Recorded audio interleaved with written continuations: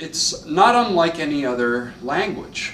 Verbal language, we learn alphabet, we learn how to make words, we learn how to make sentences to tell stories. And it's very much the same with drawing and painting.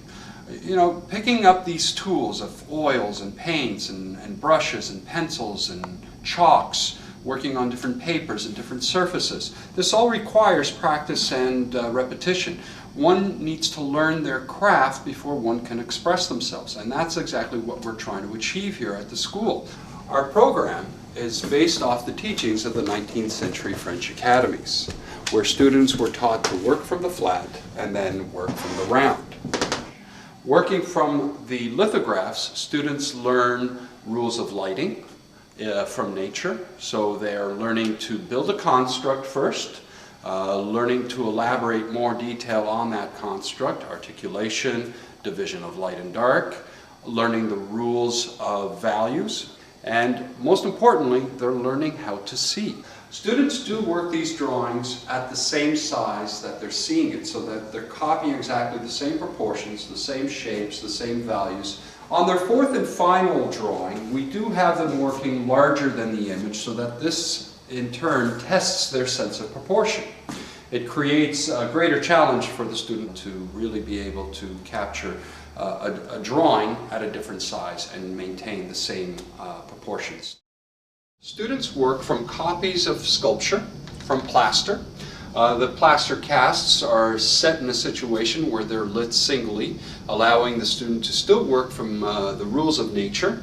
And where the students were working in graphite, they now work in charcoal. This is a more malleable, flexible material, which is a wonderful segue towards painting. In the round, the students are trying to create a sense of depth, a sense of form, a sense of three-dimensionality, and still copying exactly what they're seeing. Here we have a finished cast study done in charcoal. This was executed by one of my younger students. She's actually 13 years old.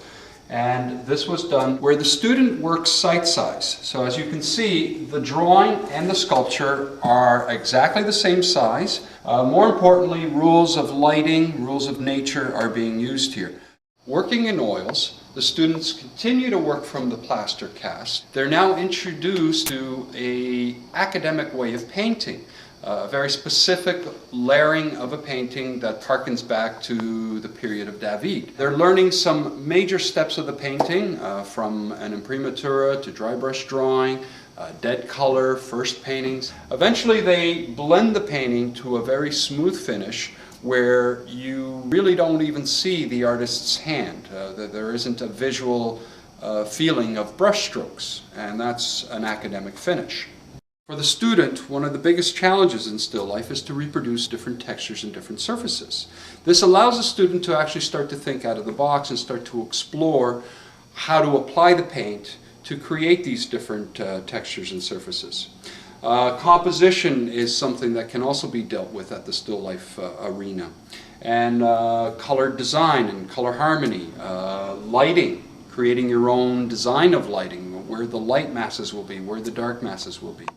As the students go through our 4-level fundamental program, they also work from the figure, and what they're learning in the exercises, in the projects, they're applying that knowledge over to the figure. As you see here, we have 2 wonderful examples of painting from the nude. We have a half torso study here and a full-length study of the figure over there.